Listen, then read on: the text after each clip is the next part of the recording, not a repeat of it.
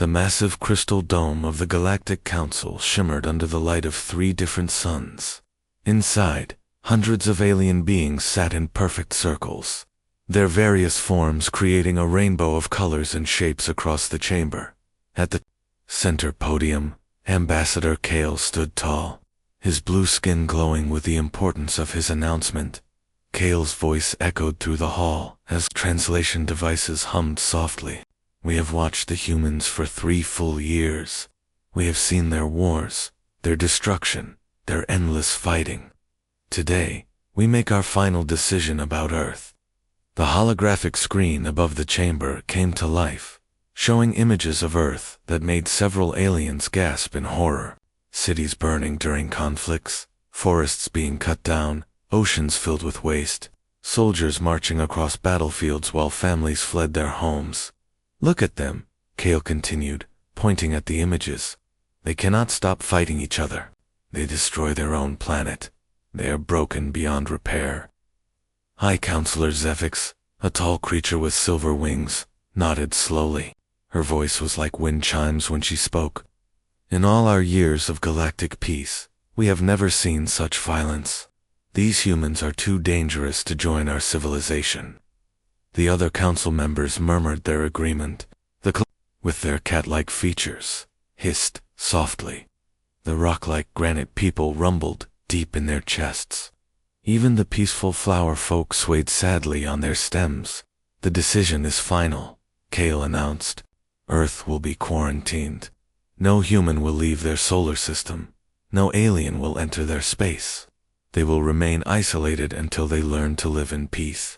Far away on Earth, in a hidden underground facility beneath the busy streets of Seoul. Dr. Kim Jun stared at his computer screen. The tall, thin scientist had been tracking alien signals for months. His equipment was the most advanced on the planet, built in secret by a small team of Korea's best minds. The translation is coming through clearly now, Jun said to the woman, sitting beside him.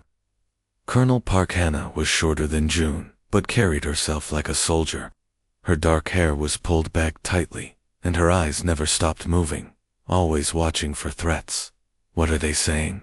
Hannah asked, leaning closer to the screen. Jun's fingers moved quickly across his keyboard, adjusting the translation program. They're calling us broken. They say we're too violent, too dangerous. They're going to lock us away from the rest of the galaxy. Hannah laughed, but there was no humor in the sound. They think they're protecting themselves from us. The quarantine field is powering up, Jun reported, watching the energy readings spike on his instruments. They're surrounding our entire solar system with some kind of barrier. Through the facility's small windows, they could see Seoul continuing its normal life. People walked to work, children played in parks, and traffic moved through the streets. None of them knew that alien ships were taking positions around their sun, preparing to trap humanity forever. Hannah stood up and walked to a wall covered with military maps and tactical displays. They've been watching us fight wars for 3 years. They think that makes us weak, doesn't it? Jun asked. We do fight a lot. We do destroy things. Maybe they're right about us being broken. Hannah turned to face him, and Jun saw something dangerous in her eyes. We're not broken, Jun. We're survivors. Every war we've fought, every disaster we've faced, every enemy we've defeated, it all made us stronger. Above them, invisible to human eyes, the alien quarantine field began to form. It was like a giant bubble being blown around Earth's solar system, sealing humanity inside. The aliens believed they were being wise and careful, protecting their peaceful galaxy from Earth's violent nature. Ambassador, Kale watched the quarantine field complete its formation on his ship's main screen. It is done, he announced to his crew. The humans are contained. The galaxy is safe. But in the dark space between the stars, something else was moving. Something that had been traveling for thousands of years, consuming entire worlds as it went. Something that made humanity's wars look like children playing games. The Void Swarm had been born in a distant galaxy, where it had eaten every living thing before moving on to find new food. It traveled like a disease through space, growing larger and hungrier with each planet it consumed. And now, after crossing the empty darkness between galaxies, it had finally reached the edge of Council space. The first scout ships would detect the swarm in just 3 months. The first colonies would fall in 4 months. And the aliens who thought they were so much better than humanity would discover that their thousands of years of peace had left them completely unprepared for real monsters in the Sol facility. Hannah watched the last of the alien ships move into position around Earth. "Let them lock us away," she said quietly. "They have no idea what they've really done." June looked confused. "What do you mean?" "They think they're keeping the monster in the cage," Hannah replied, smiling coldly. "They don't realize they're the ones on the outside." The emergency alarm echoed through the crystal halls of the Galactic Council for the first time in over 1,000 years. Council members who had never seen real danger rushed to their seats, confusion written across their alien faces. The peaceful galaxy they had known was about to change forever. Commander Nexus stood at the center of the chamber, his usually calm demeanor shattered. The blue-skinned officer's hands shook as he activated the holographic display. 3 months ago, our outer scouts detected something moving through the Kepler region. We thought it was just space debris. The display showed what remained of the Calarian home system, where once 5 beautiful planets had orbited a golden sun. Now only empty shells drifted in space. The planets looked like fruit that had been eaten from the inside, leaving only thin crusts of rock floating in the darkness. 17 billion Calarians lived in this system, Nexus continued, his voice breaking. Men, women, children, entire families. They're all gone, consumed. High Counselor Zephix stood up slowly, her silver wings trembling.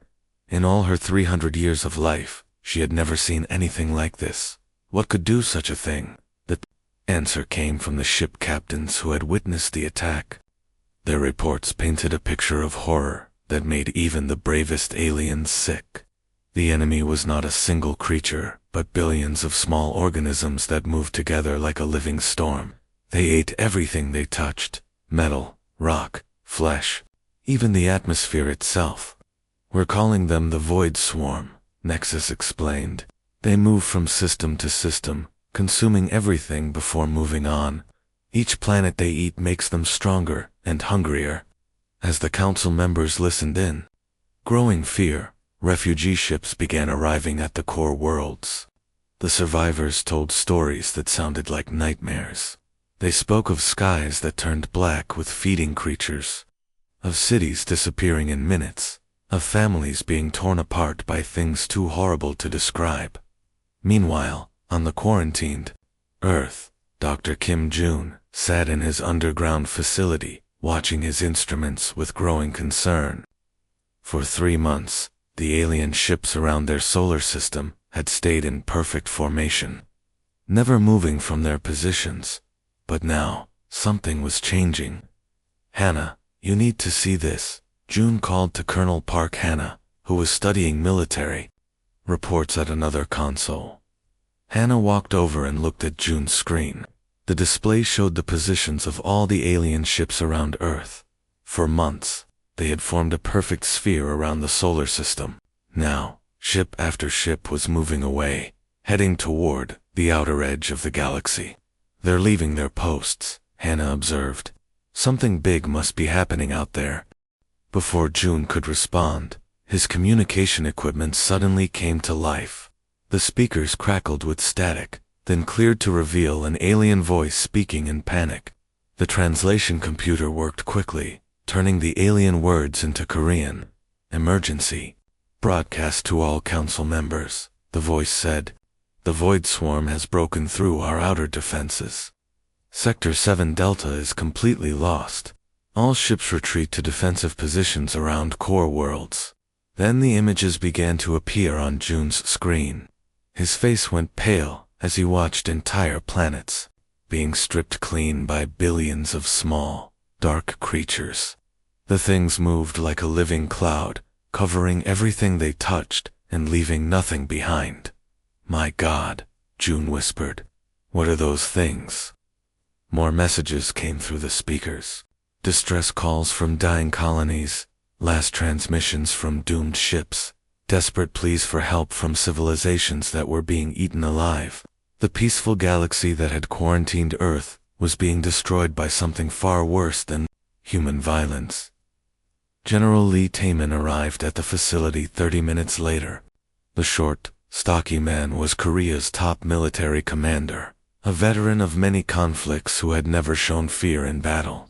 But as he watched the alien transmissions, even he looked shaken. How fast are they moving? Lee asked, studying the tactical displays that June had created. June's fingers flew across his keyboard, calculating distances and speeds. They're consuming about one star system every 2 weeks. At that rate, they'll reach the inner galaxy in about 6 months. And Earth? Lee asked quietly. 6 weeks, June replied. Maybe less if they speed up. The 3 military officers stood in silence, watching as reports continued to pour in from across the galaxy. The aliens who had called humanity broken and dangerous were being destroyed by creatures that made human wars look like playground fights. Hannah walked to the window and looked up at the sky. Somewhere beyond the stars, billions of people were dying, consumed by monsters that had traveled across space to feed. The aliens thought they were so much better than us, she said softly. Their peace made them weak, Lee agreed. They don't know how to fight something like this. June looked up from his computer. Should we try to contact them? Offer to help?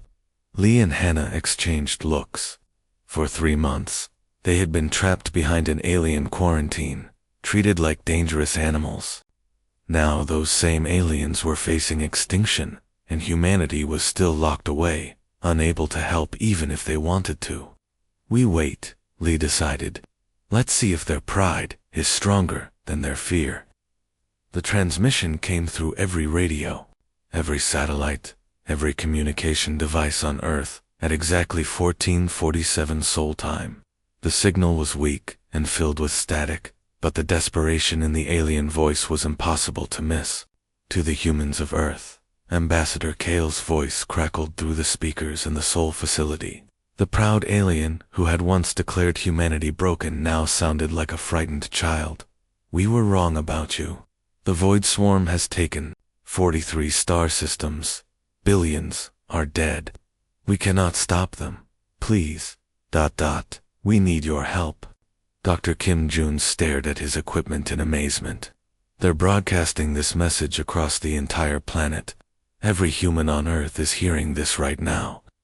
General Lee Taman sat quietly, listening to the alien's desperate words.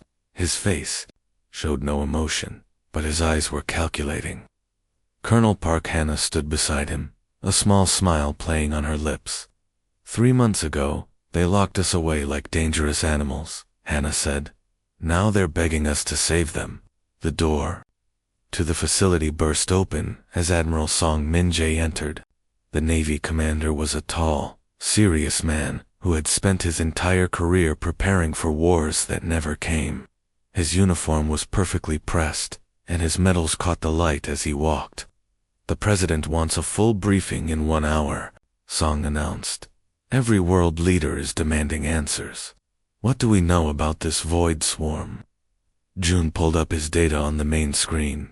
Based on the alien transmissions, they're a species of parasites that consume everything they touch. They've destroyed 43 star systems in less than 3 months. How long before they reach Earth? Song asked. If they maintain their current speed, maybe for weeks, June replied. But they're getting faster as they consume more planets. General Lee stood up and walked to the window. Above Seoul, the sky looked normal, but he knew that beyond the stars, entire civilizations were being eaten alive. The aliens made one mistake, he said quietly. What's that? Song asked. They think we're like them. They think we'll panic, run away, try to hide. Lee turned back to face the others. They don't understand that we've been preparing for this our entire lives. As the alien distress signal continued to broadcast across Earth, something amazing began to happen. In news centers around the world, reports started coming in that no one could believe. Wars that had been raging for decades suddenly stopped. Enemies who had been shooting at each other just hours before began talking about working together. President Chen Yujin of the Pacific Alliance was the first world leader to act. She placed a direct call to Premier Boris Volkov of the Northern Federation, two nations that had been rivals for 50 years. Their conversation lasted only 5 minutes, but by the end, they had agreed to share all military resources. In Europe, Chancellor Maria Santos called an emergency meeting of all world leaders. The video conference included presidents, prime ministers, and generals from every major nation on Earth. For the first time in human history, every country agreed on something. The alien threat had to be stopped. Dr. Kim So-ying had been working in her laboratory when the alien message arrived. Korea's leading expert on alien life forms, she had been studying the biological samples that leaked alien transmissions had provided. Her rival, Dr. Park Jin-woo, had been doing the same research at a competing facility. Within 2 hours of the alien distress call, both scientists were working together in the same laboratory. Their years of competition were forgotten as they focused on understanding the enemy. "Look at this," So-young said, pointing to images on her computer screen. "The Void Swarm isn't just eating randomly. They're learning from each planet they consume." Jinwoo nodded as he studied the data. Every time they attack a new world, they adapt their tactics based on what they learned from the previous attack. That's why the aliens can't fight them. "The aliens are too predictable," So-young agreed. "They follow the same peaceful patterns, the same logical strategies. The swarm has learned to counter everything they do." General Lee reviewed their report with interest. "What about us? Are we predictable?" So-young smiled for the first time in weeks. "General, humans have been fighting wars for thousands of years. We've developed every possible strategy, every dirty trick, every brutal tactic imaginable. We're the most unpredictable species in the galaxy." As the scientists worked, Admiral Song prepared Earth's first space combat fleet. Ships that had been designed for exploration were quickly fitted with weapons. Satellites were converted into missile platforms. Even civilian spacecraft were modified for battle. The quarantine field around Earth's solar system flickered and died as desperate alien commanders shut it down. They needed humanity's help so badly that they were willing to free the very species they had imprisoned. Admiral Song stood on the bridge of his flagship as the fleet prepared to launch. Around him, officers from every nation on Earth worked together with perfect cooperation. Korean navigators worked alongside American gunners. Russian engineers cooperated with Brazilian pilots. "All ships report ready," his communication officer announced. Song looked out at the stars, knowing that somewhere in that darkness, monsters were consuming entire worlds. But for the first time in months, he smiled. The galaxy was about to learn what happened when you cornered the most dangerous predators in the universe. "Launch all ships," he commanded. "Time to show these aliens what broken really looks like." The human fleet dropped out of faster-than-light travel at the edge of the Kepler 442 system.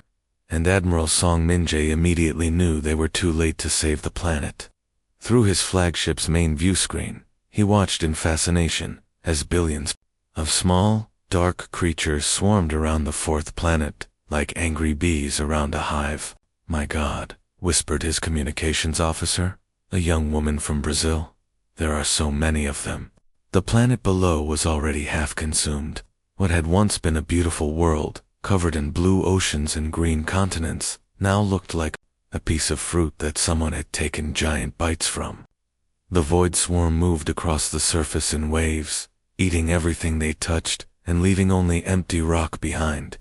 "Sir, we're receiving a transmission from the alien evacuation ships," reported his tactical officer. "They're asking us to help them retreat to a safe distance." Song studied the swarm through his binoculars. The creatures moved with perfect coordination, like a single massive organism. Every other species in the galaxy had tried to fight them by attacking from far away, using long-range weapons and defensive formations. It hadn't worked.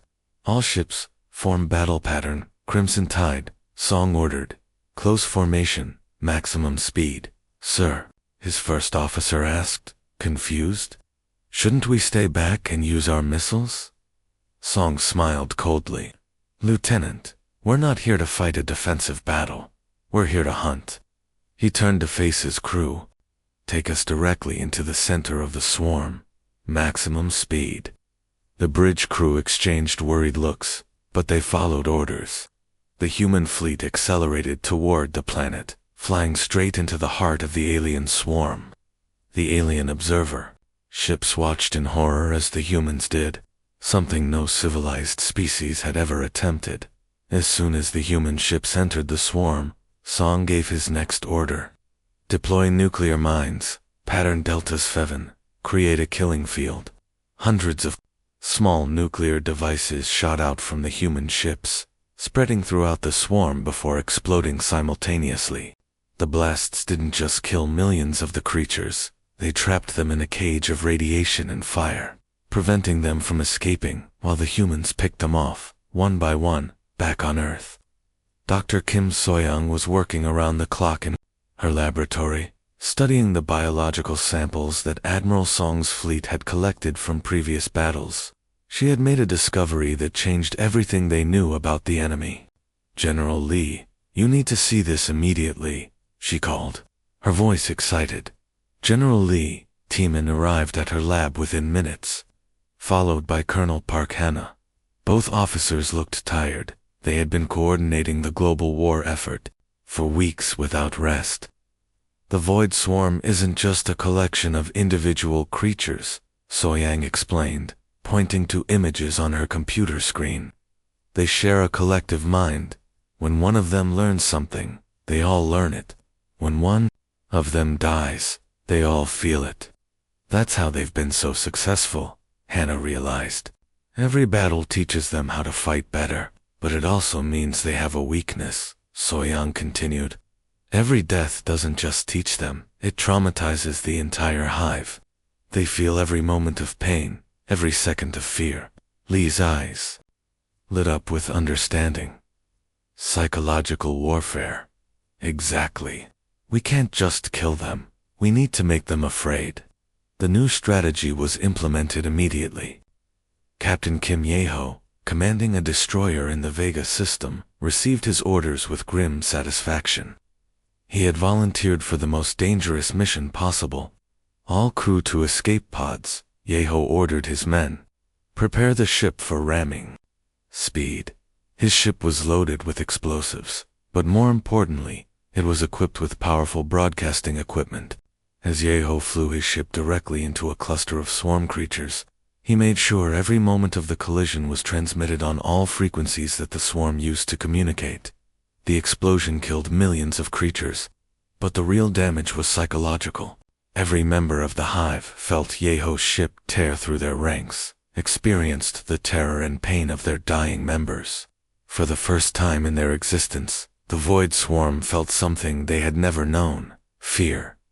Major Park Sungjin took the psychological warfare even further. Using biomatter captured from dead swarm creatures, she created fake chemical signals that confused their communication system. Parts of the hive began attacking each other, unable to tell friend from enemy. In the Rigel system, Commander Lee Yuna implemented the most creative strategy yet.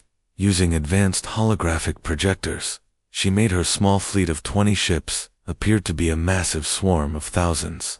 The real Void Swarm, seeing what they thought was a rival hive, began attacking the holographic images, and when they found nothing there, they turned on each other in confusion. High Counselor Zephix watched the human battles from her command ship, unable to believe what she was seeing. For months, the combined might of the galaxy's civilized species had failed to stop the swarm. Now, these broken humans were not just winning, they were making the swarm retreat. How are they doing this? she asked her tactical advisor, a wise old alien who had served the Council for centuries.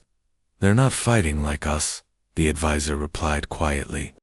"We tried to defeat the swarm with logic, with superior technology, with defensive strategies. The humans are using something we forgot we had." "What's that?" The old alien's voice was filled with a mixture of admiration and horror. "They're using cruelty. They're not just killing the swarm, they're teaching it to be afraid." The final battle took place in humanity's own solar system, within sight of Earth itself. Admiral Song Min-jae had made a decision that shocked even his own officers. He had deliberately led the last survivors of the Void Swarm to Earth's doorstep. "Sir, are you sure about this?" asked his tactical officer, watching the dark cloud of creatures approach Jupiter's orbit. "We're bringing them awfully close to home." Song stood calmly on his flagship's bridge, surrounded by officers from every nation on Earth. "This is where it ends," he said simply. "In our backyard, where we can finish them properly." The human fleet had spent 6 months hunting the Void Swarm across the galaxy. What had once been billions of creatures was now reduced to a few million survivors, but those survivors were the smartest, strongest, and most dangerous of their kind. They had learned from every battle, adapted to every human tactic. "All ships, prepare for final engagement," Song ordered. "Remember, not one of them leaves this system alive." The battle was swift and brutal. Human ships surrounded the remaining swarm creatures like wolves hunting their prey. Captain Kim Yeho, flying a new ship after sacrificing his previous one in an earlier battle, led the attack with cold precision. "Target the cluster near Saturn's rings," Yeho reported over the radio. "I'm seeing movement patterns that suggest they're trying to reproduce." "Confirmed kill on the reproductive cluster," came the reply from Major Park Sungjin's bomber squadron. "No survivors detected." One by one, the last members of the Void Swarm died in the cold space around Earth's sun. When the final creature was destroyed, a strange silence fell over the human fleet. After 6 months of constant warfare, the galaxy's greatest threat was finally extinct. Confirmed total elimination. Song ordered. Captain Yeho ran his sensors across the entire solar system twice before responding. "All biomarkers negative. Admiral, the Void Swarm is extinct." 2 days later, ships from across the galaxy began arriving in Earth's orbit. What remained of the Galactic Council came to witness something that had never happened before. A defeated species coming to thank their former prisoners. Ambassador Kale looked nothing like the proud alien who had condemned humanity 6 months earlier. His blue skin was pale, his clothes were dirty, and his eyes showed the exhaustion of someone who had watched his entire civilization almost die. "We owe you everything," Kale said as he stood before the human leadership in the Sol Command Center. "Without your help, every living thing in the galaxy would be dead." General Lee Tiemann faced the alien delegation with quiet dignity. Beside him stood Admiral Song, still wearing his battle-worn uniform, and Colonel Park Hannah, whose strategic mind had helped plan humanity's victory. Behind them, through the facility's windows, Sol's lights sparkled in the evening darkness. "You said we were broken," Lee replied, his voice calm and measured. "You were right. We were broken by thousands of years of war, shaped by conflict, forged by violence. But you made a mistake." "What mistake?" asked High Counselor Zephix, her silver wings drooping with exhaustion. "You thought being broken made us weak. You didn't understand that sometimes you need broken things to fix what's really wrong." Dr. Kim Jun stepped forward with a tablet containing the final reports from the war. His equipment had tracked every battle, recorded every casualty, measured every victory. "The numbers tell the story," he said. "Void Swarm casualties, complete extinction. Human military casualties, 847,000 across all fleets. Alien civilian casualties saved, approximately 2.7 trillion beings." The alien representative stood in stunned silence. "In 6 months, Humanity had accomplished what their combined civilizations could not do in years of fighting. High Counselor, Zephix's voice shook as she asked the question that every alien was thinking. What do you want from us now?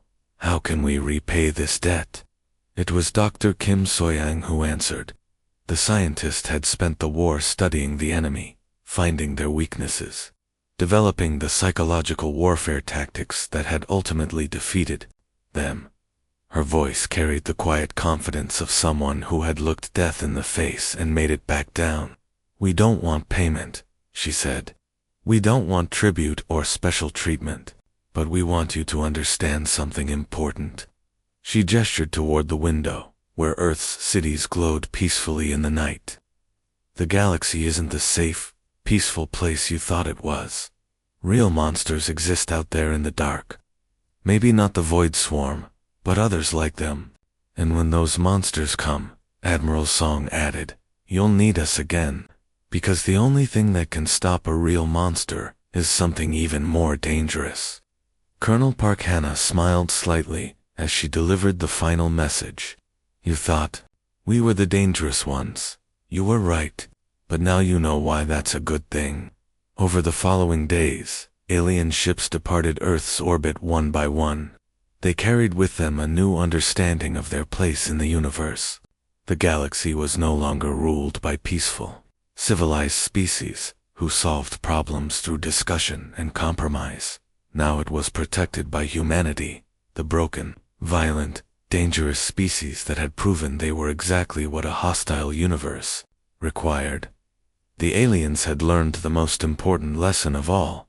Sometimes, the only way to defeat monsters is to have bigger monsters on your side, and Earth's monsters were now their guardians.